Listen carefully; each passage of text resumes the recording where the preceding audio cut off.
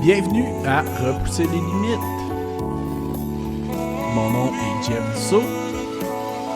Ça me fait tellement plaisir de vous accueillir sur ce nouvel épisode. Je vous souhaite une bonne écoute.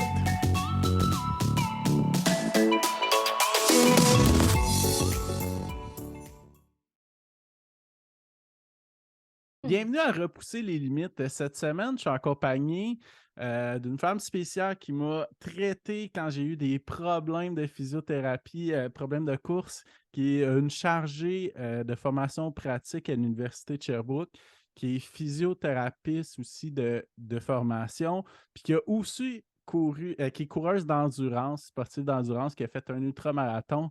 Donc, merci d'avoir accepté l'invitation, Guylaine Boutin, puis bienvenue au podcast. Salut, ça me fait plaisir, Jean-François. Hey, merci beaucoup.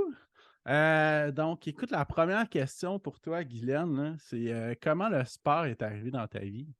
Oh mon Dieu. Eh bien, c'est arrivé tôt dans ma vie. Je te dirais, quand j'étais petite, quand j'avais 6 ans, mes parents m'ont inscrit dans le patinage artistique. Les gars chez nous jouaient au hockey, les filles patinaient. Et j'ai OK. fait de la compétition pendant plein d'années.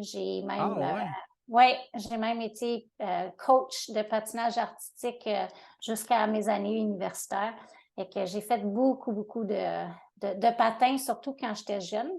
Et j'ai touché un petit peu à l'athlétisme et le cross-country au secondaire là, parce que je me faisais tordre le bras par mon prof d'éduc.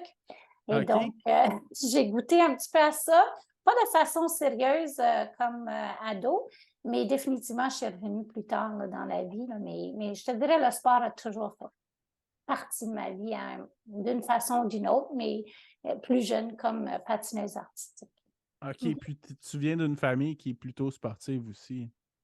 Oui, pas autant que moi, mais je te dirais, tu sais, ma mère, elle me disait souvent, pourquoi tu bouges tant que ça? Pourquoi tu n'arrêtes jamais?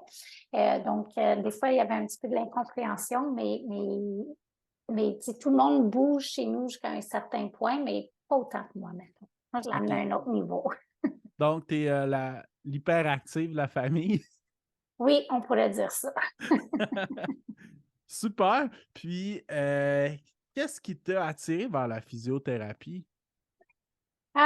Ben, en fait, à vrai dire, j'ai toujours su que je voulais travailler dans le domaine de la santé. Tu sais, j'aimais beaucoup Ouais.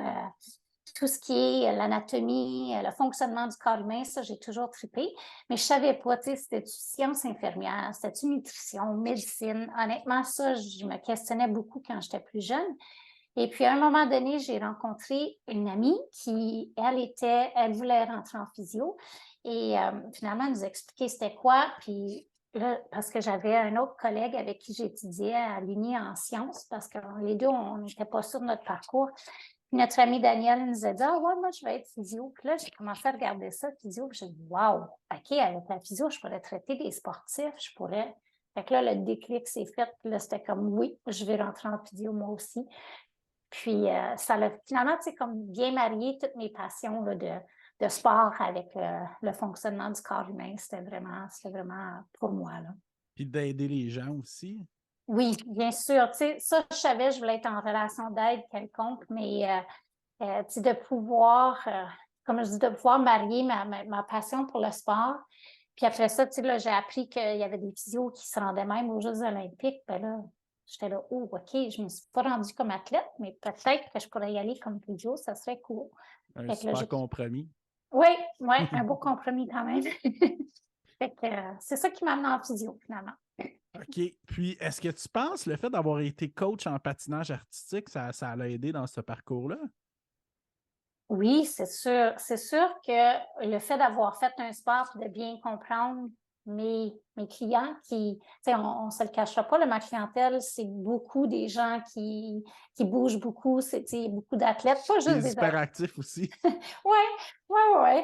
Puis c'est pas tous des athlètes élites, Non, mais non. c'est quand même, tu sais, des gens qui aiment bouger.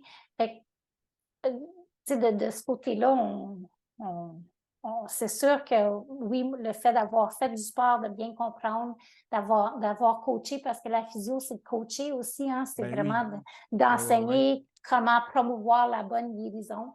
Fait que je te dirais que oui, là, c'est sûr, mon parcours a aidé là, pour ma profession. Ouais. Super. Puis le fait aussi d'habiter à Bromont, là, on est tellement entouré de sportifs là, qu'il y a quelque chose qui. Même si des gens pas sportifs qui viennent à Bromont le deviennent. Oui, oui, je suis bien d'accord. Tu sais, quand je suis arrivée à Bromont, bon, moi, ça fait longtemps que je suis à Bromont, mais quand même, j'étais épatée de voir à quel point il y avait beaucoup de gens retraités aussi, mais à quel point tout le monde était actif. Tu sais, Ouais. c'est une belle ville pour ça, là, C'est vraiment honnêtement. un beau mode de vie dans le train, là. Oui, non, effectivement, on est vraiment choyés. Super. Puis est-ce que la course est arrivée quand même tôt dans ta vie? Ou. Oui, ben tu sais, comme je te disais, au secondaire, j'avais un prof d'éduc qui voulait absolument que je fasse partie de l'équipe d'athlétisme et de cross-country, ce que j'ai fait, mais je voulais pas mettre beaucoup de temps là-dedans parce que je trouvais que ça prenait trop de temps. Déjà, mon patinage prenait beaucoup de temps, fait que je Ah voulais pas oui. consacrer beaucoup de temps à la course. Mais à ce qui paraît, j'avais un petit peu de talent, surtout pour le 800 mètres, le 1500 mètres. OK. Donc, Donc les courses rapides, les sprints. ben, tu Ben, sais, demi-fonds, là, mettons. Là, ouais, tu ouais, sais. ouais, ouais. Le 100 mètres, non, mais 800, 1500, quand on commençait à toucher un petit peu de l'endurance, j'étais quand même pas pire. Fait qu'elle, elle m'a convaincue de faire de la compé, puis elle m'a convaincue de faire du cross-country. Je te dirais, on avait une course annuelle qui était le 24 heures, un relais de 24 heures. Et on faisait une équipe de gars, une équipe de filles. Là, on courait un mille, on courait autour Ouais, de ouais. la piste. Puis on était 10 dans une équipe. Ça fait qu'on faisait ça à tour de rôle. Puis il y avait une fille dans l'équipe que son père s'appelait ou s'appelle Rolly Portelance. Et M. Portelance, il faisait le relais tout le temps toute seule parce qu'il voulait toujours briser le record canadien qui était à l'époque son record, si je ne me trompe pas. Fait qu'à chaque année, il le faisait toute seule et j'étais en admiration avec ce monsieur-là qui courait pendant 24 heures. Des fois, il rentrait se coucher une petite demi-heure, puis là, quand il ressortait, tout le monde se mettait à taper, tout ça. J'ai toujours été passionnée, inspirée par des gens qui faisaient des aventures d'ultra vraiment exceptionnelles. Fait que je te dirais, puis là, tu sais, au fil des ans, ben, j'ai pas toujours beaucoup couru, mais je revenais toujours à la course parce qu'on ne se cachera pas, c'est quand même un sport facile d'accès. Ben oui, Donc, puis toi qui es en voyagement, parfois aussi, amener une paire de running shoes, c'est facile à. c'est ça, exact. Fait que je te dirais, à l'université, c'est là que je me souviens, j'ai fait mon premier 10 km et parce que là, j'avais une amie qui, elle, courait beaucoup. Et puis là, j'ai juste continué, tu sais, petit à petit à augmenter mes distances, mais pas en étant toujours hyper constante. Tu sais, je ne cacherai pas là, que quand mes enfants sont arrivés, ma plus vieille avait 17 mois quand j'ai eu des jumeaux. Fait que j'ai pas beaucoup couru les premières années. En fait, j'ai couru, mais autrement. Oui, c'est ça, c'est Fait un autre sport. que, ouais, c'est ça. Fait que, mais tu sais, j'ai toujours gardé la course pas loin, là. Ça, c'est sûr. OK. Puis il y a eu d'autres sports aussi, là, le vélo. Est-ce que le Mhm. patinage, c'est revenu à un moment ou? Euh, ben, en fait, je te dirais, toutes les années, je patine, puis tu sais, je m'efforce pour y aller. Je te dirais, même il y a 2 ans, pendant ma récupération, j'ai beaucoup, beaucoup, beaucoup patiné. En fait, on a un étang juste derrière chez nous, puis on l'avait super bien entretenu tout l'hiver. La glace était impeccable. Fait que je patinais 1 heure et demie, 2 heures par jour, toute seule sur ma glace avec mes AirPods. J'étais vraiment heureuse. Fait que oui, il y a eu d'autres sports. Le patin, là, maintenant, tu sais, je saute pas aussi haut, je patine pas aussi vite, je tourne pas aussi vite. Ça fait plus mal quand je tombe. Mais j'essaie quand même, là, toutes les années d'enfiler mes patins puis de m'amuser, là, tu sais. OK. Ouais. OK. Puis, oui, il y a eu du vélo. Il y a eu, avant les enfants, j'ai fait du triathlon pendant plusieurs années. J'ai Ah ouais? tripé. Ouais, ouais, j'ai tripé, j'ai adoré. Et puis là, quand les enfants sont arrivés, ben, j'ai fait un petit peu de duathlon parce que là, la piscine, c'est un petit peu trop compliqué pour nager. Puis, Mhm. c'est ça, j'ai renoué avec le duathlon l'année passée. J'en ai fait un, j'ai tripé. Fait que ça me donne des petites idées de projets pour peut-être cet été. À suivre. OK, super. Puis est-ce que tu as déjà participé à un Extera? Non, Non, Non. malheureusement, Non, non. peut-être moins vélo de montagne. Définitivement moins vélo de montagne. En fait, OK. j'ai vu que l'année passée, le Xterra, ils ont fait en fait, il y avait du cross-country qui n'était pas nécessairement vélo de montagne, mais qui était un petit peu plus soft, Ouais, ouais, soft ouais. skills, là. Fait que Mhm. ça, c'est intéressant. Fait qu'à suivre. OK. OK. Super. Puis, écoute, la grande question, là, c'est comment qu'on devient un physio aux Olympiques? Oh boy, OK, ouais. Ben, j'imagine que tu y as rêvé longtemps aussi. Oui, oui. Puis tout de suite, quand je suis devenue physio, j'ai comme établi un petit peu mon parcours pour m'y rendre, tu sais. Mhm. Ben, pas à l'époque, mais même maintenant, pour pouvoir te rendre aux Jeux olympiques, il faut que tu fasses une spécialisation post-graduation. Ça fait qu'une fois que tu deviens physiothérapeute, il faut que tu ailles chercher ton certificat et ton diplôme en physiothérapie du sport. Ça fait que ça, c'est une série d'examens écrits et oraux qui se fait sur un espace de 2 ans pour aller chercher ton diplôme, pour pouvoir appliquer pour aller à des Jeux majeurs comme ça. Et OK. puis, fait que j'ai fait ça. Puis, une fois que tu fais ça, ben là, il faut que tu commences avec des petits jeux. Tu sais, tu commences avec des athlètes régionales, provinciales, nationales, puis petit à petit, Canadien. ouais, c'est ça. Tu te OK. montes un CV. Et puis, après ça, tu es sélectionné pour des plus petits jeux, comme genre les Jeux du Québec, les Jeux du Canada. Après ça, tu as les Jeux de la francophonie. Puis Mhm. petit à petit, une fois que tu as fait plusieurs multijeux comme ça, puis que les gens commencent à te connaître, puis que tu montes un bon CV, ben là, tu es sélectionné pour, ben, si tu appliques et si tu es sélectionné, tu peux aller aux Jeux panaméricains, puis après ça, les Jeux du Commonwealth, puis les Jeux olympiques. Fait que c'est un petit peu, tu peux te rendre là comme ça, ou tu peux aussi en travaillant avec une fédération sportive si tu travailles avec une équipe nationale. Mais ça demande beaucoup de déplacements. Des fois, tu es parti pendant 2, 3, 4, 5 mois par année. Ça, Mhm. avec une famille, pour moi, c'était pas une option. Là. Je voulais pas partir autant que ça. Puis Donc, entrepreneur aussi. oui, aussi, Oui. ça complique la vie un petit peu. Fait que, mais tu vois, j'avais comme, quand j'ai eu mes enfants, j'ai comme mis mon côté ou mon rêve d'aller aux Jeux olympiques un petit peu de côté parce que je voulais être plus présente à la maison. Mon conjoint voyageait beaucoup pour son travail, ça fait que je voulais être plus présente. Puis, quand les enfants sont devenus ados, je sais pas, j'ai commencé quand on a déménagé à Bromont, j'avais un petit peu plus de temps parce que je travaillais moins avant de partir ma clinique. Puis, finalement, ben, j'ai commencé à appliquer pour des jeux. Puis, première chose, j'ai su, oh, OK. On me demandait d'aller. Puis, en 2014, ben, j'ai appliqué pour les Jeux à Sochi. Puis, j'ai été sélectionnée. Puis, c'est comme ça que ça a commencé ma petite carrière de Jeux olympiques. Super.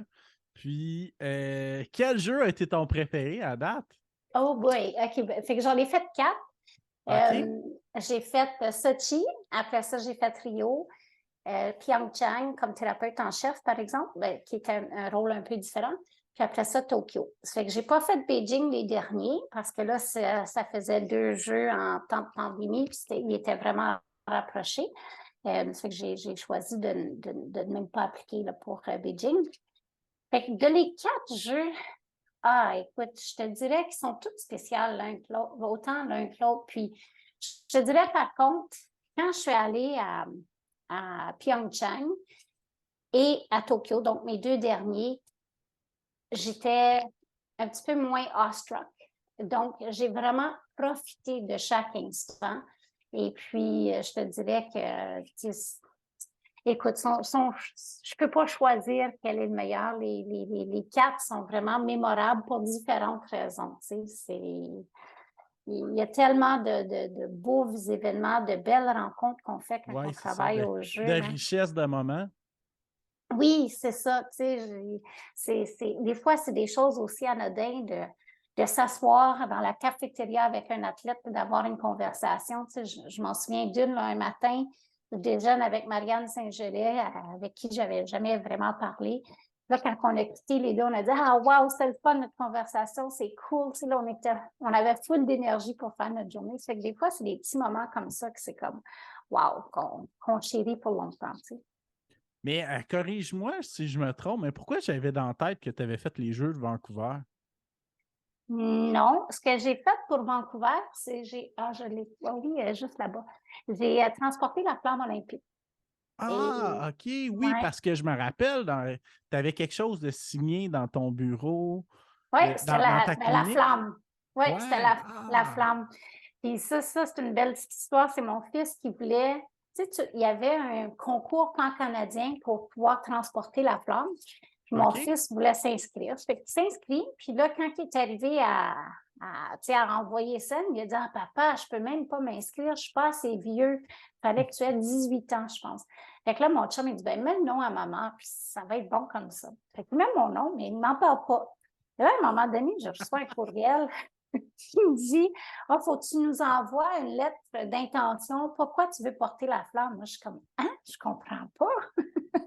Fait que j'envoie une lettre parce que je me dis hey, c'est cool ça comme projet. Et j'ai été sélectionnée. Fait que moi, je dis c'est là que ma carrière olympique a commencé parce que là, en 2010, ben, j'ai transporté la flamme. Ça fait que ça a comme ravivé un petit peu mon goût d'y aller. Puis Ah, après ça, ben. puis c'est spécial que ça vienne de ton gars tu sais, c'est un peu je vais pas dire tes enfants ben, tes enfants ont pris la place de ton rêve à un certain moment, puis là, c'est comme ton gars qui a ravivé cette flamme-là. Oui, oui, non, c'est clair. Puis, en fait, je te dirais que mes enfants, ma famille, c'est mes fans numéro un. Là. Tu sais, quand j'ai été sélectionnée pour Sochi, ben là, je leur ai dit, OK, ben merci. Je suis honorée que je sois sélectionnée, mais j'ai dit, il faut que je parle à ma famille pour voir si c'est correct, puis tout ça. Puis, fait que là, quand je leur en ai parlé, on dit, ben là, maman, t'es même pas obligée de nous demander, là, c'est clair que tu y vas, tu sais. Fait que là, les enfants, en tout cas, puis chaque fois, ils m'en parlent, c'est comme, ben oui, maman, tu ne passes pas cette opportunité-là, tu y vas, puis nous autres, on va être bien corrects. Fait que, puis mon chum aussi, là, toute la famille me supporte là-dedans. Là, sont pas mal fiers, je te dirais. Super. Ben, nous autres aussi, en tant que Bromontois, là, on a une physiothérapeute internationale. Ouais. Écoute, je te le dis chaque fois, tu sais, je me pince encore à chaque fois pour dire, oh my God, je suis vraiment allée à 4 Jeux olympiques, là, mais tu sais, en même temps, c'est pas donné à tout le monde, ça fait que j'en profite vraiment, puis je sais que, tu sais, c'est pas par hasard que je me suis rendue là non plus, là. J'ai travaillé fort pour m'y rendre, puis ça Mhm. a porté fruit. Ouais, ouais, ouais. Puis, comment ça fonctionne pour toi des Jeux olympiques? Est-ce que tu es attitré spécifiquement à un athlète ou c'est pour l'équipe canadienne? Ben, quand on est sélectionné pour ensuite être attitré à un sport en particulier que tu ne sais pas quel sport tu vas faire. Ça va dépendre de chacune des fédérations, puis quel sport a besoin de physio. Parce qu'il y en a ceux qui sont plus nantis, puis qui sont plus grosses en équipe, comme par exemple l'athlétisme, vont amener leur propre physio. Mais il y a d'autres sports comme le curling, par exemple, pour dire ça là, parce que j'ai déjà travaillé avec eux, bien, qui ont 4 athlètes et qui n'ont pas d'accréditation pour amener un personnel. Ça fait que là, on est l'équipe médicale du Canada, bien, comme on est un groupe, bien, là, on sépare les sports qui ont besoin de couverture. Fait que OK. quand je suis allée à Sochi, Fait je que me c'est suis une surprise à chaque fois, là. oui, ben, on le sait d'avance parce on essaie de le savoir quand même assez longtemps d'avance, au moins 1 an d'avance, parce qu'on veut déjà créer des liens avec les athlètes. Fait que souvent, on va aller Ah aux ouais. essais olympiques pour apprendre à les connaître, tout ça. Parce que tu ne veux pas arriver là, arriver comme un cheveu sur la soupe. Là. Tu veux que les Puis les athlètes aient déjà déstabiliser. un lien, c'est ça. Ouais, ouais, ouais. En fait, on a comme souvent comme politique no new faces quand tu es rendu aux Jeux olympiques parce que tu veux que l'athlète soit bien avec les personnes qui l'entourent. Tu sais. Donc, Mhm. que c'est ça. Tu sais, moi, à Sochi, qui étaient mes premiers jeux, je me suis occupée de curling. Et imagine-toi donc mes 2 équipes, je m'occupais des hommes et des femmes. Les 2 ont gagné des médailles d'or. Fait que Ah ouais. c'était pas mal cool. Fait que là, je me aïe, c'est pas mal bon ça pour une première, tu sais. Puis après ça, je suis allée à Rio, où là, j'étais vraiment chanceuse de travailler avec gymnastique. On avait un athlète pour les hommes. Fait qu'il y avait un athlète. J'ai travaillé avec triathlon et avec tennis. Fait que c'était vraiment des sports que j'ai adorés. Après ça, fast forward à Pyeongchang, là, j'étais thérapeute en chef, ça fait que j'avais un rôle d'administration un petit peu. Fait que ça, c'était un peu différent. Mais comme j'avais déjà travaillé avec le curling, j'ai travaillé avec le curling encore. Puis là, cette année-là, on a fait un peu moins bon. L'équipe mixte a gagné une médaille d'or, mais les hommes et les femmes, ça n'a pas super bien été. OK. Puis à Tokyo, ben, je me suis occupée de tennis encore. Ça fait que c'était super le fun. OK, excellent. Puis, c'est quoi les plus gros highlights de tes Jeux olympiques? Il y a la flamme, évidemment, là, à Vancouver, mais... Ben, là, je savais que tu allais me poser cette question-là. Puis, tu sais, tu m'avais dit avant, quand tu m'as dit prépare-toi un petit peu, je vais te poser des questions. Tu m'avais dit 2, 3 highlights. Sais-tu quoi? J'en ai pas 2, 3. C'est tellement difficile de choisir 2, 3. Mais j'en ai quelques-uns. Puis, je te dirais, tu sais, à Pyeongchang, une chose que c'est un moment que j'ai chéri, c'est justement Caitlin Laws puis John Morris quand ils ont gagné leur médaille d'or.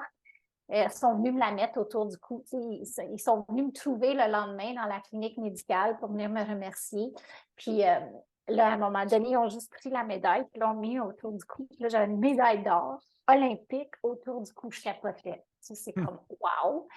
Puis à Sochi, juste les Jeux d'hiver d'avant, Jennifer Jones, en fait, j'avais été vraiment épatée par son discours post-victoire, où elle avait mentionné et le nom du médecin et mon nom en nous remerciant là, pour les soins qu'on leur avait donnés pendant la préparation des Jeux. Ça fait que ça, de faire qu'un athlète à ce niveau-là, souligne ton implication, ça avait été vraiment, ça aussi, ça avait été vraiment touchant. T'sais.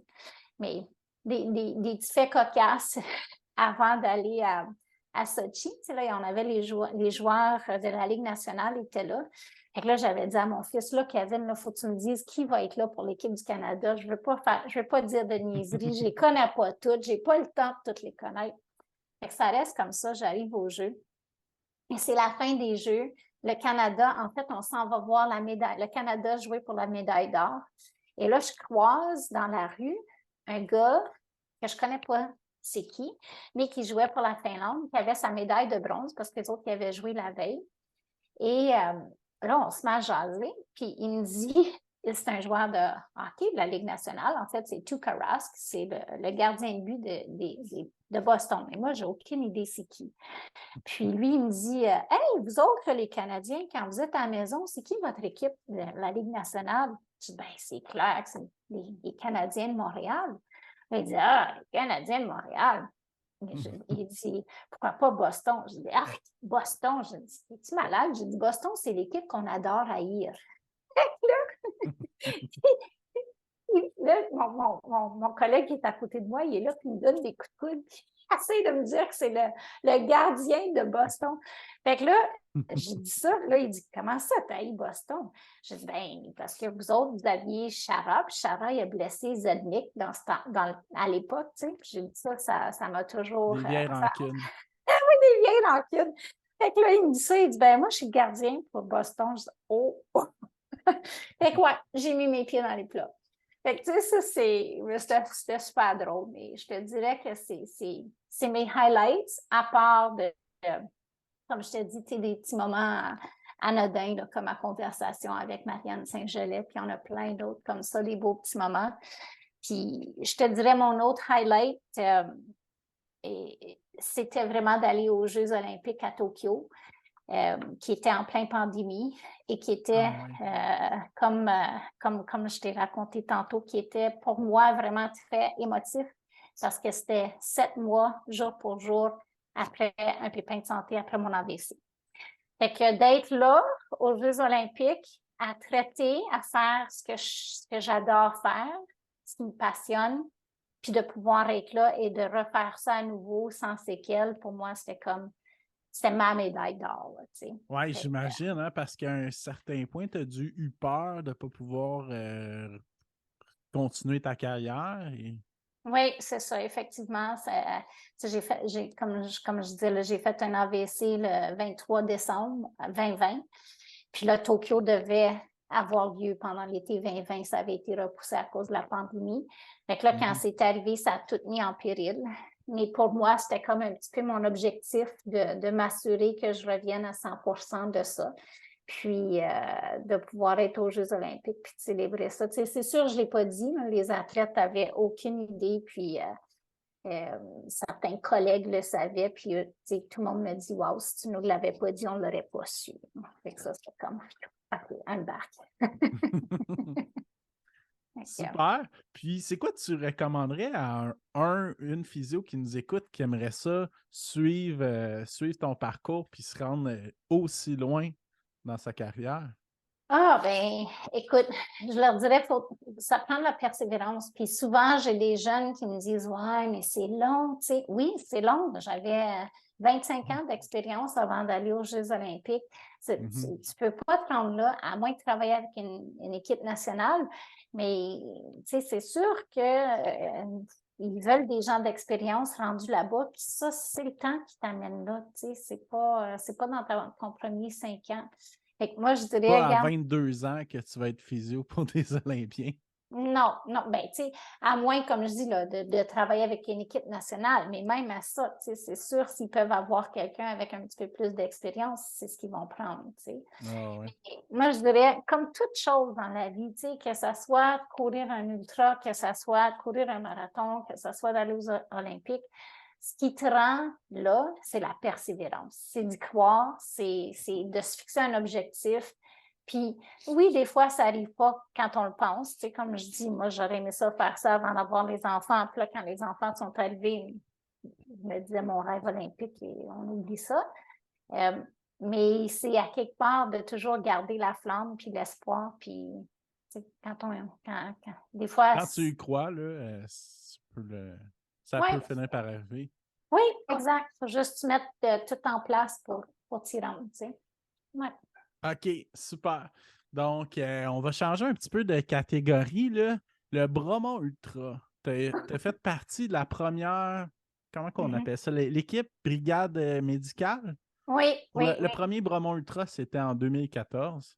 oui. Ah, tu vois, tu me le rappelles parce que je me souviens plus exactement c'était quand. Oui, le Bromont Ultra. Mettons, quand la première année, moi, je devais juste aider. Il y avait un médecin en chef qui devait s'occuper de tout ça. Et à un mois de l'événement, elle s'est désistée. Et Oh! là, ouais. Et là, toutes mes amies qui étaient dans le comité organisateur étaient là, Guylaine, tu peux-tu nous aider? Puis là, j'étais comme, oh, ouais, OK, mais c'est parce que ça change la donne. Là, c'est bien différent d'être physio à un événement versus être coordonnateur médical, quand tu n'es pas médecin non plus. Mais que tu as assez d'expérience pour connaître c'est quoi les enjeux, les dangers potentiels Surtout avec de un courses comme délai ça. quand même Ah ouais, assez non. court. J'ai pas dormi. J'ai pas dormi pendant ce mois-là. Je me réveillais pendant la nuit à penser, OK, si quelqu'un se blesse dans les Tennington, comment on les sort de là? Si quelqu'un se blesse à telle place. Fait que, bref, on naviguait un petit peu dans l'inconnu. Mais puis, tu sais, je l'ai faite jusqu'à la dernière fois, c'était ouais, en 2020, il était annulé à cause de la pandémie. Ouais, 2019. Ah Ouais, bon? 2000, non, 2020. Ouais, ouais, ouais. Octobre Mais 2020. Fait que là, donc, je l'ai fait jusqu'en octobre 2020 ou whatever, à toutes les années. Mais je te dirais, tu sais, les quelques dernières années, je me disais, oh, c'est vraiment beaucoup de stress. Honnêtement, quand c'est toi, le coordonnateur ouais. médical, la responsabilité de s'assurer que personne meurt quand c'est toi qui s'en occupe, là, parce que c'est ça, hein? C'est pas les petites blessures, les entorses, ça me Ouais, dérange pas. surtout la course de nuit, quelqu'un qui ne connaît pas la région, peut arriver quand même certaines Oui, choses, là. oui, puis tu sais, la nuit, il fait froid, ça nous est déjà Ouais. arrivé que des coureurs se perdent, qu'on soit obligé d'aller les chercher. Tu sais, il y en a eu des petites histoires comme ça, mais les dernières années, quand je le faisais, je me disais, ah, c'est trop de stress. Puis pourquoi je fais ça encore? Puis là, quand j'arrivais la fin de semaine, c'était comme, ah, c'est pour ça que je fais ça. Parce que Ouais. tu sais, quand tu es là, l'ambiance, c'est super le fun. Tout le monde travaille. Puis comme je te dis, tu sais, j'ai toujours trippé sur des gens qui faisaient des ultras. Fait que Mhm. là, de pouvoir être là pour les aider, de pouvoir surveiller à leur bien-être ou s'assurer de leur bien-être, les voir, les regarder dans leurs yeux et me dire, oh my God, sont-ils corrects? Ils vont-tu revenir à 160? Écoute, j'ai tripé faire ça, j'ai adoré. Puis, c'est ça, j'ai arrêté, j'ai vendu ma clinique en en novembre 2020. 5 semaines après, j'ai fait mon AVC. Et là, je savais que l'année d'après, je n'allais pas pouvoir faire ça. Il n'était pas question que je passe une fin de semaine sans dormir. C'est parce que c'est ça qui se passe cette fin de semaine-là. Moi, je ne dors pas. C'est l'équivalent d'un coureur de 160, là. Hey, non, mais écoute, le lendemain, là, le lundi, premièrement, quand je me couche le dimanche soir, là, j'arrête pas d'entendre mon walkie-talkie. Fait que je l'entends toute la nuit. Fait que tu as des hallucinations comme les Ah coureurs oui! de 100 miles. Ah oui! Puis le lendemain matin, je me lève et j'ai mal partout parce que, bon, je pense que j'ai marché mon 160 km pendant la fin de semaine. Mais non, écoute, c'était un plaisir pour moi de faire ça. Puis j'ai fait tellement des belles rencontres. Il y a plein d'ultramarathoniens avec qui je communique encore. Puis ça, il y a comme un petit lien qui, surtout, mais c'est triste à dire, mais quand il y en a qui ont eu des pépins de santé, il y a comme un petit lien qui se crée qui est. Que tu ne peux pas dissoudre ça n'importe comment. Mais écoute, moi, j'ai adoré faire ça. C'est juste. C'est gros, je pense qu'il faut que ça soit une bonne équipe. J'avais toujours une bonne équipe avec moi, des gens qui ont plein d'expérience, qui venaient donner un coup de main, Il y avait d'autres qui en ont des gens moins. de ta clinique, entre autres, là, qui étaient là. Oui, Je me rappelle de Julie qui était là plusieurs années ou d'autres, là. moi, Je connais plus de visages. je n'étais pas fine comme boss parce que j'exigeais que tout le monde soit là. Fait que qu'ils fassent leur bénévolat. En fait, non, tu ris, mais c'est vraiment ça. Puis je me sentais mal, mais je disais, écoutez, tu sais, dans notre communauté, il faut redonner. Puis ça, c'est une façon de redonner. Et puis, fait qu'on faisait tous du bénévolat. Et malheureusement, ça devenait de plus en plus difficile. Il y en avait de moins en moins qui voyaient ça d'un bon œil. Mais tu sais, pour moi, j'y tenais. Puis, fait qu'on l'a fait longtemps, mais là, malheureusement, on ne l'a pas fait l'an passé. C'est quelqu'un d'autre qui l'a fait. Puis, j'étais pas là, j'avais pas le goût d'être là et de voir que ça allait plus avoir ma saveur. Ouais. Et Ben, surtout de, de décrocher un peu, de lâcher prise, à un moment ouais, donné. ouais. Tu sais, d'être là, puis de pas pouvoir aider, ou de voir que peut-être les choses n'allaient pas se passer de la même façon ou de la bonne façon, j'aimais mieux ne pas être là. Mais écoute, c'est trippant, là, le Bromont Ultra, là, cette course-là, ou que ça soit une autre, certaines sont parle du Québec Mega Trail ou peu importe, c'est autant le fun, là, mais c'est clair. Si tu as un highlight que tu te rappelles du Bromont Ultra. Oh my God! Un highlight. Je te dirais, honnêtement, 2-3, là. je te dirais la première année où on a envoyé un coureur à l'hôpital, à l'urgence, vraiment mal en point, et d'avoir ces nouvelles le lendemain, le surlendemain, qui allait bien. Écoute, le pépin qu'il a eu, ça aurait pu lui coûter sa vie. Oui, donc, ça me dit quelque chose, cette ça histoire. dit quoi? Ouais. C'est sûr que là, par confidentialité, par souci de secret professionnel, je ne dirais pas de nom, mais ça, c'était vraiment, c'était un highlight de savoir que, écoute, on a bien agi au bon moment. Ça a fait en sorte que, il va bien. Prendre une bonne décision sur le moment, malgré l'émotivité et tout ce qui est en jeu. Oui. Fait que ça, c'était définitivement un beau moment. Écoute, j'imagine qu'il y a dû avoir des situations quand même crève-cœur un peu, que, tu sais, mettons, je prends par exemple là, le 160 du Bromont Ultra, c'est 2 tours de 80 km. Mais il y en a qui sont tellement entêtés, dont moi le premier, qui disent « Ah, je suis capable, ça fait longtemps que je m'entraîne », puis qui veulent repartir, mais toi, tu le sais qu'ils sont verts, qu'ils sont plus là. Ça doit quand même être difficile, des fois, un peu crève-cœur, ces décisions-là. C'est clair, puis tu sais, jamais, de toute façon, moi, je ne peux pas la faire, cette décision-là pour eux, je peux juste les conseiller. Puis justement, notre fameux coureur, la première année, tu sais, à l'époque, on voyait les coureurs 4 fois Donc, il passait à l'attente médicale, il passait là au 53, non, pas 53, qu'est-ce que je dis là? 80, 63, 60. 63, Ah, ok, 80, ouais. puis après ça, Ouais, ouais, ouais. 160 kicks, puis pas 160 kicks, mais 147 ou whatever, puis après ça, il repassait à 160. Fait qu'on les voyait beaucoup. Puis quand je l'ai vu au 80, déjà, je me disais, oh my God. Fait que quand il est repassé, puis il restait là-bas, à la fin, c'est 7 kilos qui restent. Quand il est repassé, puis il restait le 7 kilos, là, je n'étais pas d'accord à ce qu'il reparte. Là. Écoute, il y avait de la misère à se tenir debout. Mais là, j'étais comme, oh my God. Mais, sais-tu comme il était, il a décidé que non, il partait. Fait qu'il est parti. Il a fait son Moses de 7 km, puis il a écrasé à la ligne d'arrivée, tu sais. Fait que ça, c'est des moments que... Puis tu sais, des fois, quand il y en a qui sont au 80 puis qui décident qu'ils arrêtent, ben c'est crève-cœur. Tu sais qu'ils ont travaillé fort pour ça, puis j'ai juste le goût de leur donner des caresses, honnêtement. C'est comme... Mais en même Ouais. temps, moi, je les louange quand ils font une décision d'arrêter, puis quand ils sont rendus au bout du rouleau, ben des fois, il faut l'écouter notre corps, tu sais. Exact. Moi, j'ai une directrice de course que je me souviens qui a déjà dit DNF, là, ça devrait vouloir dire Did Nothing Fatal. Ah! J'adore ça. Oui, moi aussi, j'aime ça. Parce que des fois, il faut apprendre à être résilient, là, puis ça fait partie des ultramarathons. Là. Oui, effectivement. Tu sais, je viens de finir de lire le livre Endure de Alex Hutchinson.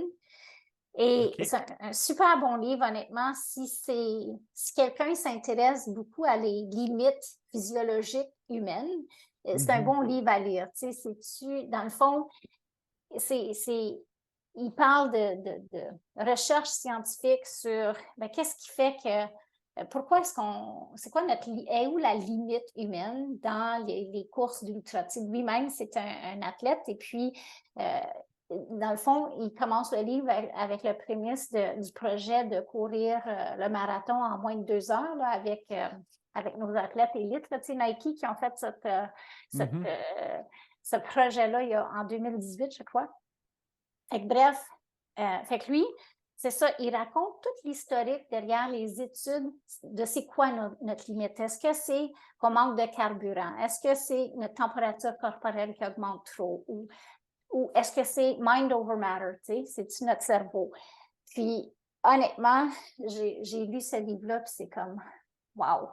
C'est l'endurance, il n'y a pas de limite. Dans le fond, la limite c'est souvent nous qui allons arrêter avant que notre corps soit obligé d'arrêter. Ouais. C'est pas mal intéressant. En tout cas, je le recommande, ce livre-là, si c'est des C'est choses qui qui l'auteur? t'intéressent. Alex Hutchinson. OK.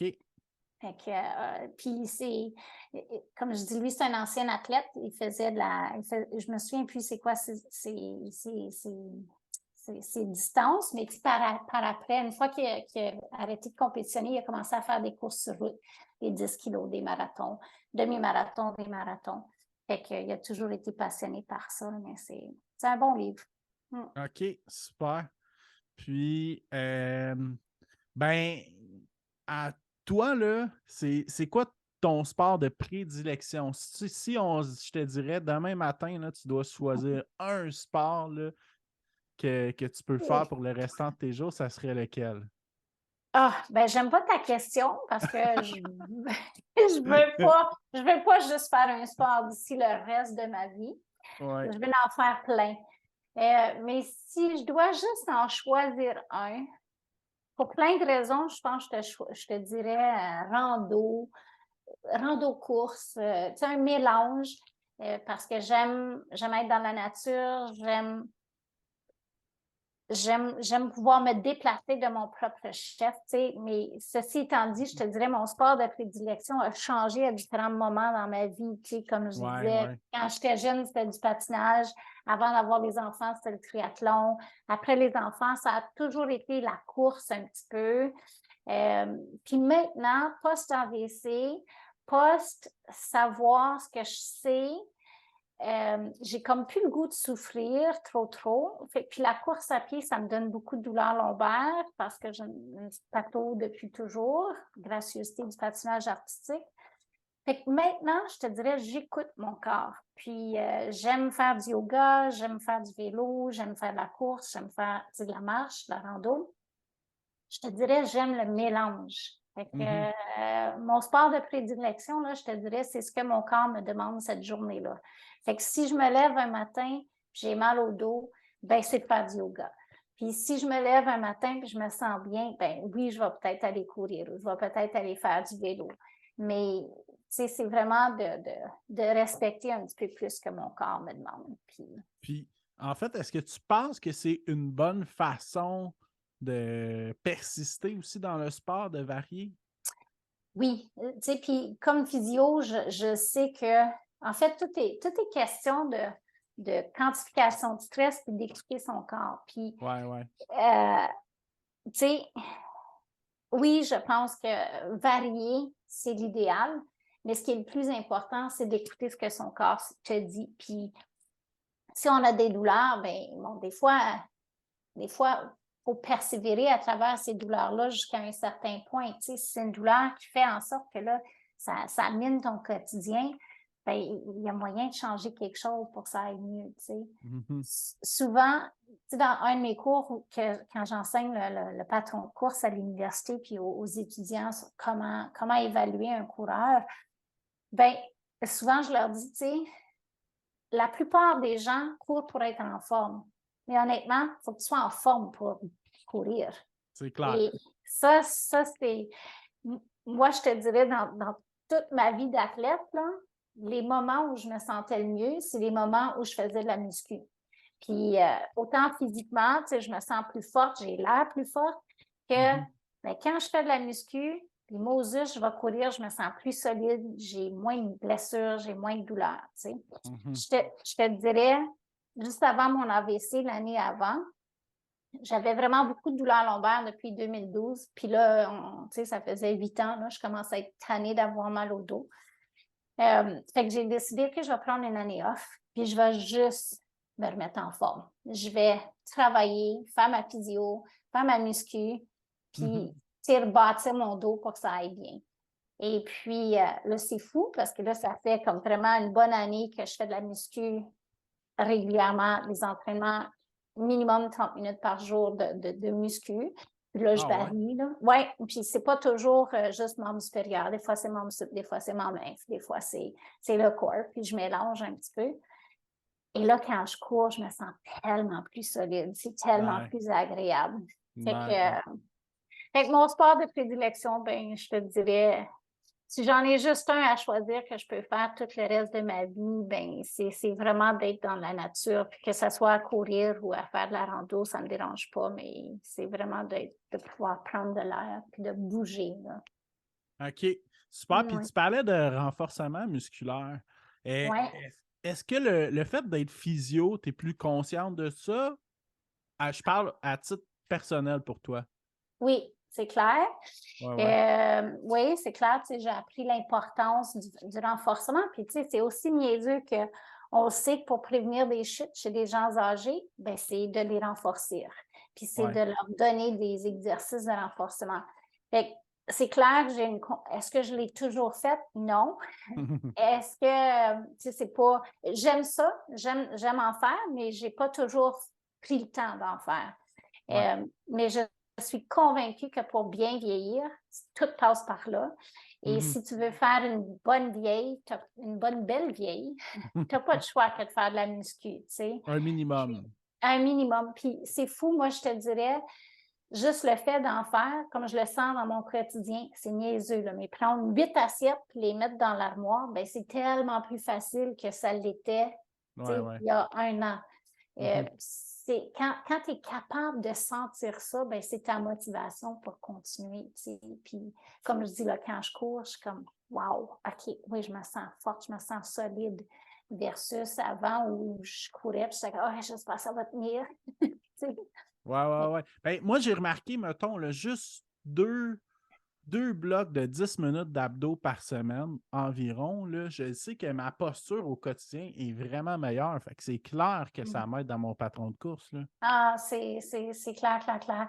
Je te dirais, C'est vraiment quelque chose que tout le monde devrait faire. Un minimum. Puis, comme tu dis, Ouais. ça n'a pas besoin d'être beaucoup, là.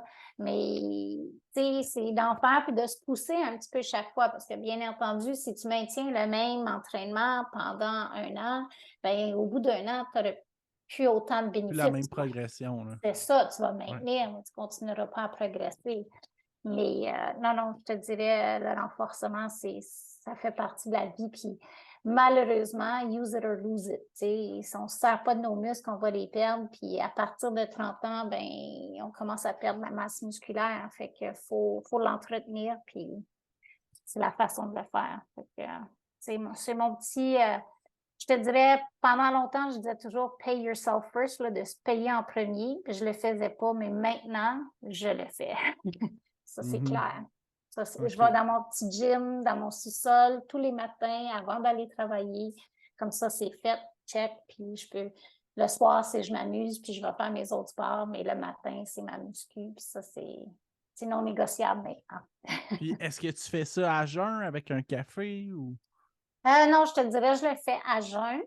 OK. Euh, Juste parce que c'est comme ça que ça fonctionne. Peut-être pas la fin de semaine. La fin de semaine, tu sais, le matin, quand je travaille, ben là, je me lève, je descends en Pas bas, je ta fais mon routine, entraînement. là. Ouais, j'ai ma petite routine. Le Ouais. week-end, ben là, je vais peut-être déjeuner puis le faire plus tard. Mais c'est sûr, je vais le faire. Tu sais, Ah ouais, tu sautes pratiquement jamais une journée? pratiquement jamais. Non. Je suis un petit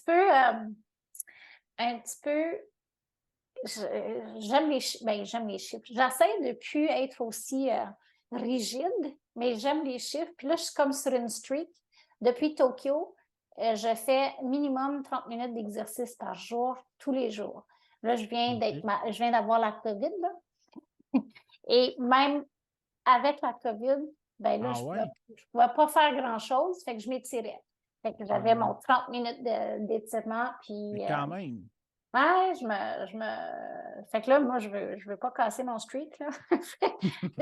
Les 2 premiers jours, là, c'était comme j'avais l'impression, je pense que je me mettais dans une position d'étirement, puis ça tirait pas trop, mais j'avais quand même l'impression que j'avais fait mon 30 minutes d'exercice. Ah, ben, l'important, c'est de participer, là, puis de le faire.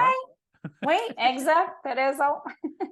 Super. Puis, tu as couru un ultramarathon avec une amie commune qu'on a. C'était Oui, pour tes 50 ans oui, à Bear Mountain. oui. Est-ce que c'était un projet que tu avais planifié? Comment c'est arrivé au juste? Puis comment ça s'est passé? Ah, écoute, c'était en 2016, c'était un 50 à 50 ans. Fait que là, bon, vous pouvez calculer quel âge que j'ai, mais j'avais vraiment le goût de faire ça. Puis comme je dis, tu sais, j'ai toujours été fascinée par des gens qui faisaient des ultras. Je savais déjà que mon corps, il tenait plus ou moins, là, parce que, comme je dis, j'avais quand même beaucoup mal au dos. Mais j'ai décidé, regarde, je le fais, mon 50 à 50 ans, puis c'est cette année. Fait que je me suis mis à commencer à augmenter mon volume. Puis je faisais mes longues souvent avec Raphaël puis Sophie. Puis eux autres qui sont des coureuses beaucoup plus rapides que moi, mais on partait ensemble, puis eux autres ils partaient, puis ils faisaient des allers-retours une fois de temps en temps pour s'assurer que j'étais encore là. Puis j'ai trippé. Honnêtement, j'ai adoré le processus de m'entraîner. Puis Puis ça a quand on... été du temps de qualité pour toi aussi, chose que Ah tu n'es oui. pas habitué de faire en tant que maman, Mhm. entrepreneur, physio, professeur. Oui, non, tout à fait. C'était les fins de semaine, là, les fins de semaine choc où je faisais beaucoup de volume, ben, c'est clair que là, je voyais moins mes enfants. Tu sais, je pense que j'avais même une de mes filles qui m'avait dit à un moment donné, tu sais, maman, quand tu reviens de tes longues, là, t'es souvent très fatiguée. Là, j'étais comme, oh, oh, OK. Fait que, puis en fait, ça m'a porté à consulter un nutritionniste parce qu'elle avait raison. Je revenais, puis j'étais brûlée morte. Fait que j'avais consulté un nutritionniste, puis il m'avait donné beaucoup de trucs que j'ai commencé à mettre en action. Puis, mon Dieu, ça avait fait une énorme différence. Fait que je finissais mes longues courses, puis j'avais encore de l'énergie. Puis bref, c'était juste question de mieux manger. Mais tu sais, j'ai appris plein de choses là, quand j'ai fait cet entraînement-là. Puis, je te dirais, 1 mois avant la course, je me suis claqué un ischio. Ah! Et puis là, ça avait fait mal. C'était pendant une longue course, justement. Puis, j'ai, en fait, bref, il n'y a rien qui est arrivé, ça a juste claqué. Puis là, j'avais de la misère à marcher. Je n'étais pas capable. Là, j'étais là, mon Dieu, comment je vais faire? Mon ultra, c'est dans 4 semaines, tu sais. Fait que là, pendant 4 semaines, j'allais vraiment mollo, j'ai pas trop bougé, j'ai pas trop couru. Puis, mais, tu sais, je me suis dit, je vais le prendre le départ, là. J'ai pas fait tout cet entraînement-là pour rien, puis je vais espérer que ça va bien aller. Fait que, bien sûr, j'ai fait de la physio, j'ai tout fait comme on me disait de faire. Puis, la journée de la course est arrivée, j'ai fait mon 50. J'ai pas senti ma douleur, mais pas pantoute. Ah J'avais ouais. rien du tout. C'est-tu dû au fait que tu penses que tu as bien récupéré pour. Ben oui, tu sais, j'ai donné le temps à mon corps de récupérer. 4 semaines, c'était un petit peu court, mais j'ai vraiment, j'ai respecté les limites de mon corps à ce moment-là, puis j'y ai donné du repos. Puis je me suis dit, bon, advienne que pourra. Puis quand j'ai pris le départ, j'avais 0 attente. Puis en Ouais, ayant ouais. 0 attente, j'ai vraiment tripé tout le long, là. Écoute, Ouais, j'étais plutôt que d'avoir de la pression, là, puis de. ouais, fait que tu sais, j'avais 0 attente, puis là, j'avais plus de limite de temps, puis c'était comme, garde, je m'en vais là, puis je m'en vais triper, puis on fera ce qu'on fera, puis on verra ce que ça va donner, mais tu sais, écoute, j'avais tout planifié mes stations d'aide, je savais exactement quand j'allais arriver, j'avais préparé comme un petit sac, station 1, station 2, station 3. Bon, mes amis me trouvaient vraiment débile. Finalement, Ouais. je pense que j'ai rien pris de ce qu'il y avait dans mes sacs. Oh, non, c'est pas vrai. J'en ai pris un petit peu, mais pas mal moins que je pensais. Puis écoute, c'était une journée magique, merveilleuse. J'ai vraiment trippé, là. Super. Puis comment c'est passé, ceux qui ont fait le parcours vont reconnaître, là, comment c'est passé la vallée de la Roche, là, deux, trois dernières kilomètres, qui a une bonne montée avec des Ah, roches qui. écoute, sais-tu, tout le monde m'en avait tellement parlé. Puis là, dans mon livre d'Endure que je viens de lire, là, tu sais, où on parle, ben, comment tu planifies, puis qu'est-ce que tu planifies, puis Comment ce que tu tu l'anticipes, là? dis, là, Ouais. ouais, ce que tu dis, ça a vraiment un impact. Moi, je m'étais dit que cette section-là, là, c'était pendant 30 kilomètres, OK? Fait que je l'avais tellement mis pire que c'était, que quand on est arrivé dans cette section-là, puis quand c'était fini, c'était comme, that's it, il n'y a plus de roche. Fait que, tu sais, c'est tout ce que tu penses dans ta tête. Ah Mais ouais, le mindset, c'est tellement tout, là. ouais, mais une chance qu'on m'en avait parlé parce que sinon, je pense que je l'aurais pas aimé. Je l'aurais aimé un petit peu moins, cette section-là. Mais tu sais, je te dirais pas que tout le long, tu sais, j'ai filé le parfait bonheur tout le long, là. Non, il y a eu des moments où c'était comme, oh my God, c'est tough, là, je vais-tu pouvoir finir? Mais finalement, ça s'est passé, puis c'était comme, ouais, wow, j'ai bien Puis, aimé. ce qui a toujours été un peu magique, je trouve, là, de Bear Mountain, c'est qu'il y a toujours eu une grande délégation du Club de trail de Bromont en plus. Oui, oui, oui. Ah, écoute, tu sais, les liens que tu te crées, puis, tu sais, là, moi, j'en ai pas refait d'ultra depuis, en grande partie à cause de mon dos, puis, tu sais, je sais que maintenant, tu sais, je pense que je préfère faire les plus courtes distances, Puis mais c'était peut-être plus dans l'idée de faire un check sur ton. oui, oui, oui, pour moi, oui, c'était ça. Quoique, je m'ennuie de partir pour des longues. Tu sais, tu rentres dans ta bulle, tu as la paix, tu rentres dans un beat. J'aime vraiment beaucoup ça. Là, Ouais. je le fais un petit peu en vélo, mais en même temps, tu es en vélo, sur la route, tout ça, il y a comme des fois un stress qui fait que tu ne peux pas embarquer dans ta zone, là, parce que, tu sais, il faut que tu restes vigilante, là. C'est un peu Mais moins zen, entre guillemets, là. ouais, ça peut l'être moins, tu sais. Ouais. Mais j'aime beaucoup, tu sais, peut-être que, comme je disais, peut-être que le duathlon ou le triathlon, parce que j'aime pouvoir m'entraîner pendant longtemps, mais là, ça, c'est Ou des un longues bon. randos. Oui, des longues randos, ça on en fait beaucoup, puis c'est le fun. Cet automne, on est allé à Majorque faire de la rando, puis, oh mon Dieu, on a trippé. On a fait de la rando, on a fait du vélo, c'était vraiment super. Donc, ouais, ouais. Puis, comment que tu organises ton temps pour t'entraîner? Là, c'est sûr que tu as été propriétaire longtemps de la clinique là, depuis que tu as un peu délaissé cette partie-là. Peut-être que tu as libéré un petit peu plus d'énergie à ton horaire. Ah, c'est clair. Écoute, quand mes enfants étaient tout petits, j'ai commencé à travailler à 6 heures le matin pour voir mes clients avant d'aller travailler parce que mes patients aimaient beaucoup ça. Puis, comme ça, mon chum s'occupait des enfants le matin. Puis moi, à 3 heures, je revenais à la maison, je pouvais m'occuper des enfants. Fait que j'avais l'habitude de me lever de bonne heure, mais c'était pas pour moi ce temps-là, c'était pour mes clients, tu sais. Ouais. Sauf que ce que je faisais à l'époque, c'est que je me faisais des dates avec des amis. OK, bon, tu sais, Catherine, on va aller courir mardi soir. Telle autre personne, on va aller courir jeudi soir. Je courais avec le trail le mercredi, le samedi.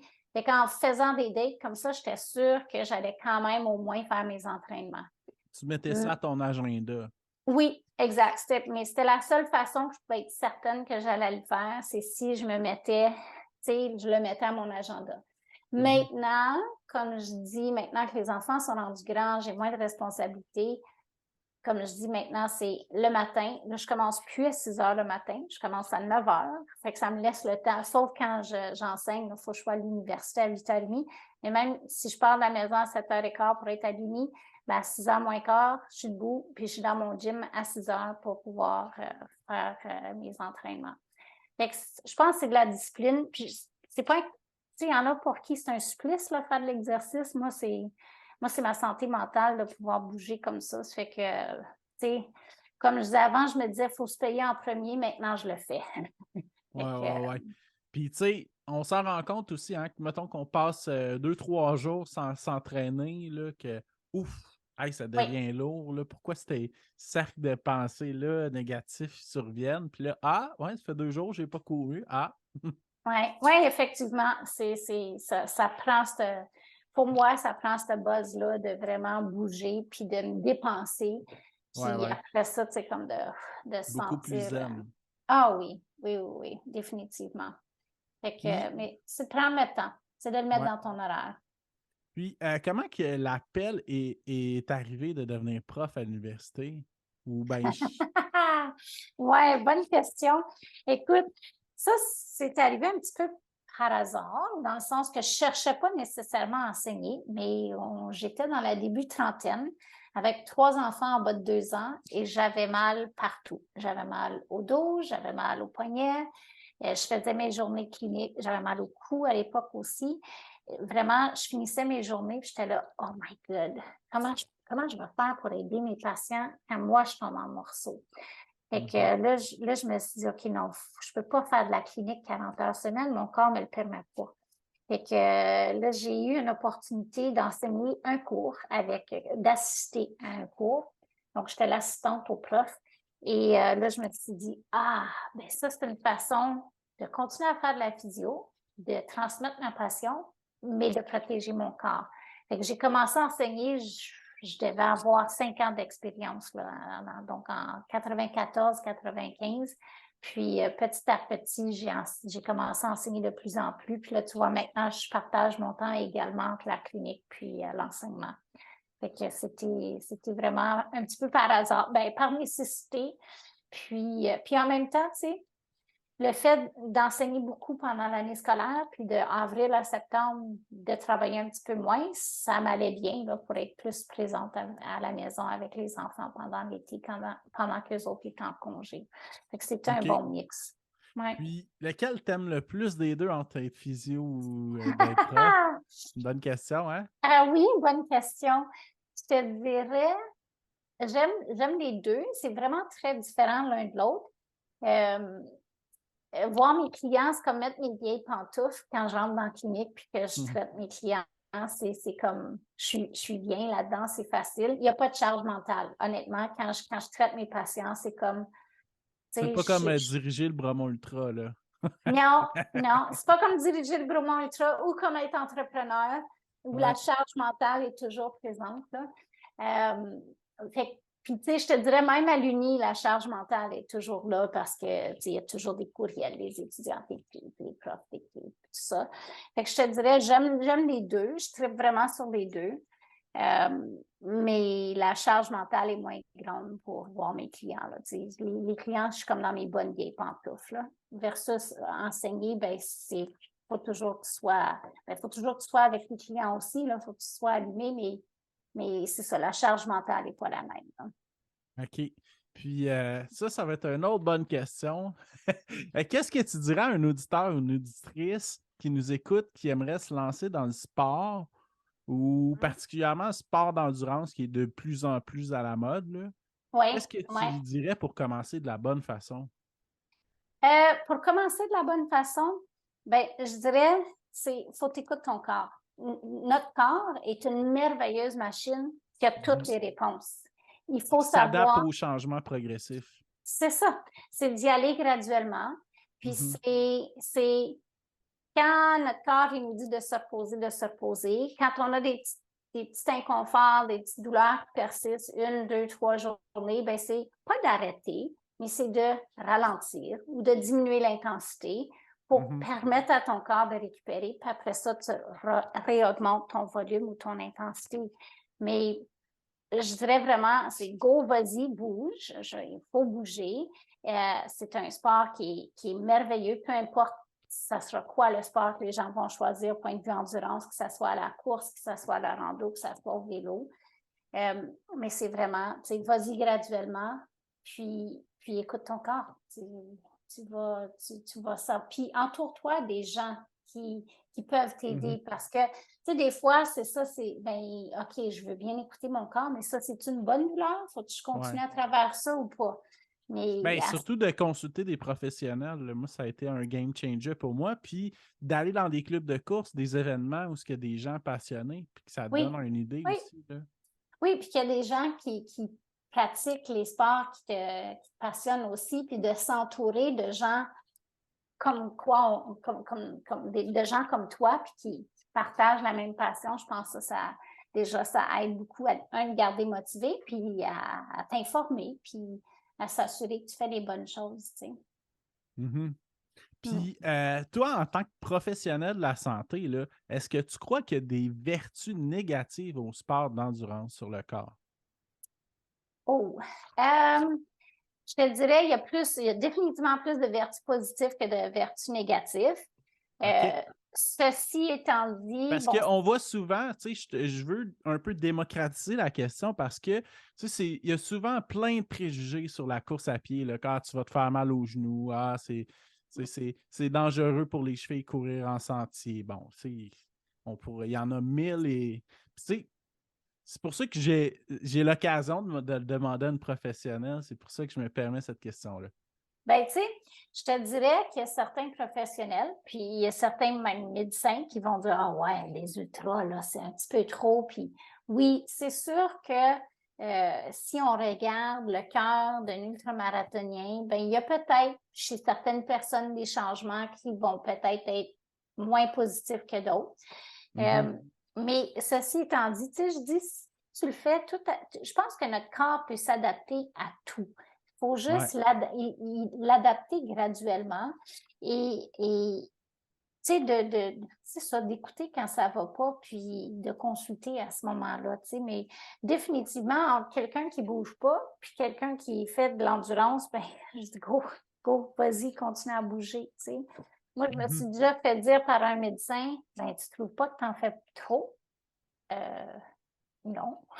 Tu sais, là, j'étais comme, ben voyons, écoute, ok, non, c'est clairement pas le médecin pour moi, là, tu sais, je veux dire, pour moi, il faut que ça soit quelqu'un qui est en médecine du sport, premièrement, puis qui, tu sais, qui va comprendre ces vertus-là, là. Mais je te dirais, il y a définitivement plus de vertus positives. Oui, à l'extrême, il y a peut-être des effets négatifs des fois, mais en même temps, je pense que si tu te respectes, tu écoutes, ben, tu vas trouver des solutions pour bien Mais, doser. mais tu sais, en même temps, si on compare, mettons, un ultramarathonien qui fait des 50 km, 80 km, puis un sprinter, je veux dire, le sprinter aussi fait tellement des entraînements d'intensité que la charge d'impact sur le corps est quand même élevée aussi.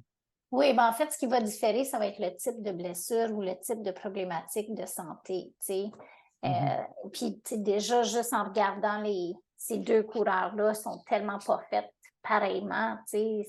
Ah Qu'est-ce que, oui. tu sais, t'aimes-tu mieux avoir un claquage d'ischio ou t'aimes-tu mieux avoir une tendinopathie, tu sais. C'est un petit peu ça, les différences de blessures qui vont se passer sans parler des changements physiologiques, là, dus à des ultras, par exemple, là. OK, super.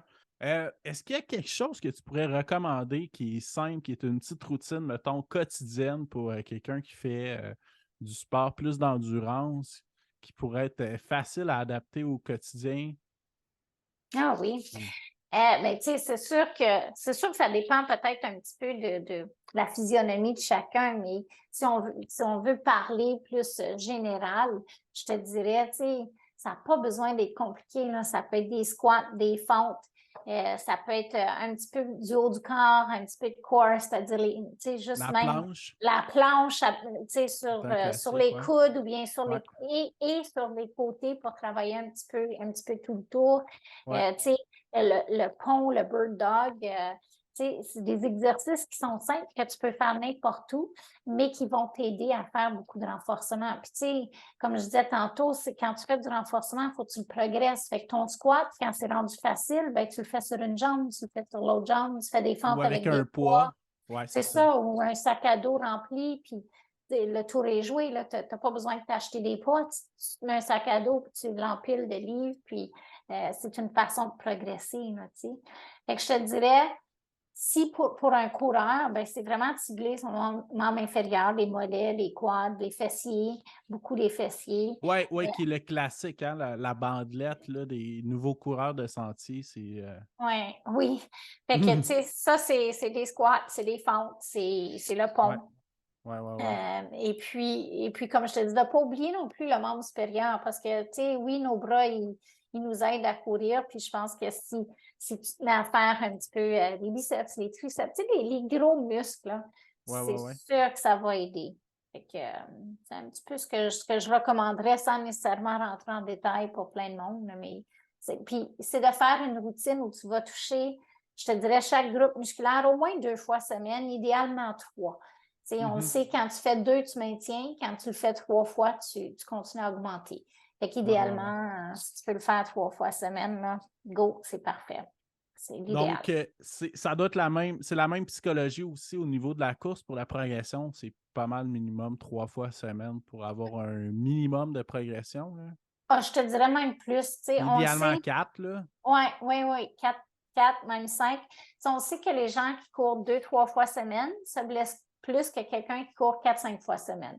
Et ça, c'est juste question de quantification du stress. Puis on s'entend Ouais. là, pour un volume égal. Fait Mhm. que plus tu vas courir, plus souvent tu vas courir, mais plus tu vas adapter ton corps à cette activité-là. Fait que je te dirais, courir moins de 3 fois semaine, si tu ne fais pas d'autres sports, puis si tu ne fais pas d'autres sports d'impact, comme par exemple, si tu cours 3 fois semaine puis tu joues au soccer une fois, ben ton soccer, pour moi, ça compte. Là. Ouais, Parce que là, ouais, tu es ouais. encore quand même en train de faire de la course. Ouais, Fait que ouais. si tu peux courir 3 à 4 fois semaine, c'est vraiment l'idéal. OK, super. Puis, est-ce que tu crois qu'un surpoids, c'est quelque chose qui est dangereux pour la course? Ben, je pense que c'est dangereux. Non, parce que je pense que ton corps va s'adapter encore là si tu y vas graduellement. C'est Ouais, ouais, sûr, ouais. c'est sûr que là, si on parle de quelqu'un qui souffre d'obésité morbide, eh Ouais, ben ouais. là, C'est on est une autre peut-être catégorie un peu, là. oui, puis là, on est peut-être mieux de commencer avec un sport de non-impact pour graduellement s'en aller vers la marche, puis graduellement vers la course. Mais je pense qu'encore là, c'est question d'écouter son corps, puis tu vas l'adapter, puis à un moment donné, il va être capable de le faire, là, tu sais. Ouais, puis je me rappelle aussi que le Club de Tuel avait organisé une activité hivernale, en fait. Puis tu avais fait une conférence à la fin. Puis il y a OK? une chose que j'avais retenue qui était vraiment magique que j'essaie de garder en tête, c'est que la zone de progression, tu as le vert que tu es dans le maintien, tu as dans le rouge que tu es trop intense. Puis ce qu'on veut essayer de garder, c'est la Mm. courbe jaune, qui a une progression, mais que si tu as mal, ben, que tu sautes une journée, si tu as des. Oui, Je trouvais ça vraiment intéressant. oui, non, tout à fait. Puis je pense que c'est ça, pour moi, la clé qu'il faut enseigner aux gens, c'est Ouais, justement de reconnaître ces signes-là. C'est quand tu vas le savoir que ton corps, il y en a un petit peu trop comme c'est là, ben c'est quand tu as des raideurs pendant la course ou des douleurs ouais. pendant, Mhm. après, le lendemain matin où c'est raide. sais, c'est un tendon d'Achille qui te fait un petit peu mal le matin au réveil. Bon, que ça arrive une fois, c'est correct, mais que ça arrive 2, 3 fois, puis que ça persiste dans le temps, ben là, ton corps, il t'écoute, il te parle. Là, c'est Ouais, le ouais, temps de ouais. l'écouter. Là, c'est le C'est temps de comme, faire du vélo, c'est le temps de penser à un plan oui, B, là. ou peut-être même de continuer à courir, mais de réduire ton intensité ou de réduire ton volume, puis d'en faire un petit peu moins. Parce que là, si tu sautes au vélo, mais que tu fais 2 semaines de vélo, puis après ça, tu reprends la course, bien là, pendant ces 2 semaines-là, tu es en train de perdre tes adaptations Ouais, mécaniques ouais, que ouais. tu avais à la course. Fait que c'est peut-être mieux de quand même garder un petit peu d'impact, mais en dessous de ton seuil de douleur. Fait que, Et tu sais, diminuer la quantification de stress.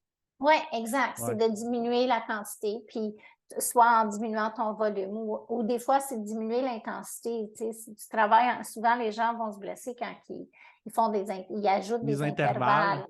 Ouais. Mais tu en fais un petit peu moins. Puis au lieu d'en faire, tu n'as pas besoin de faire ça tous les jours, mais tu sais, au lieu d'en faire 10 minutes, ben, tu en fais 7 minutes, puis tu diminues un petit peu le temps que les choses se guérissent. Puis là, oups, on recommence à réaugmenter par la suite. Super. Puis, c'est quoi les choses qui sont les plus à risque? Mettons, on va y aller pour la course, on parle de course à pied. C'est quoi qui est le plus à risque, tu dirais, pour un nouveau coureur de faire attention? Je te le dirais, c'est de s'emballer puis d'y aller trop rapidement. Ouais, hein? C'est vraiment ça. Tu sais, je le vois là, avec les clients qui passent à la clinique. C'est les erreurs d'entraînement, c'est souvent ça qui les amène à se blesser ou euh, sais, quelqu'un qui va oublier que, bon, il y a 2 semaines, ils sont allés faire de la rando pendant toute la fin de semaine. Ils ont fait 3 jours de full de volume. Puis là, ils continuent avec leur même entraînement en oubliant que, oups, ils viennent de faire une augmentation vraiment importante. Fait que là, c'est peut-être mieux de bien doser. Mais je te dirais, la grosse chose pour un coureur débutant, ben, c'est d'être constant, d'y aller régulièrement, puis d'augmenter ton temps ou ton kilométrage vraiment progressivement au fur et à mesure que ton corps il sent bien. Tu sais.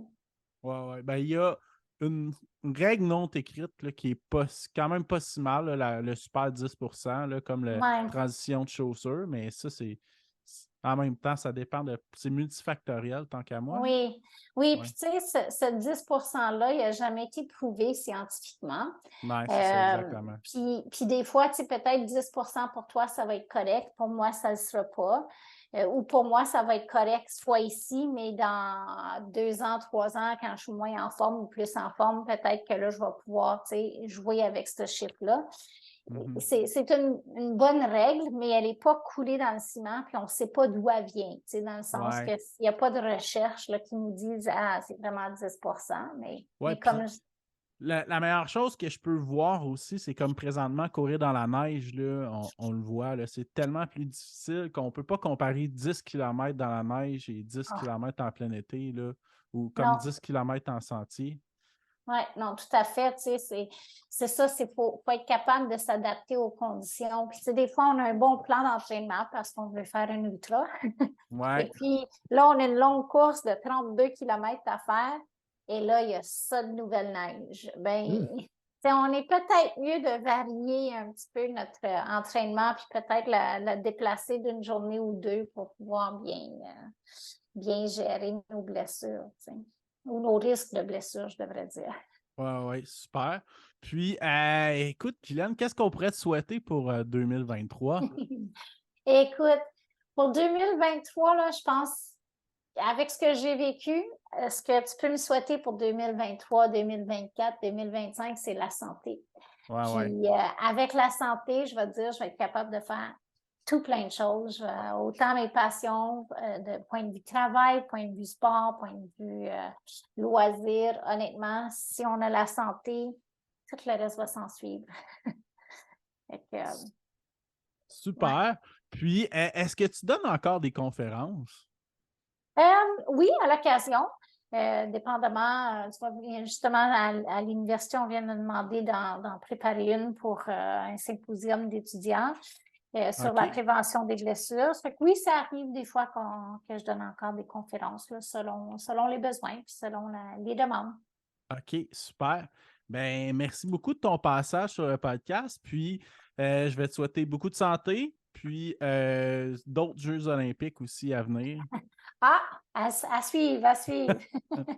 Hey, c'était super le fun. Merci, Jean-François. Je suis émue que tu aies voulu t'entretenir avec moi pendant ce temps-là. J'apprécie vraiment. Ben, merci beaucoup à toi. Ça me fait plaisir.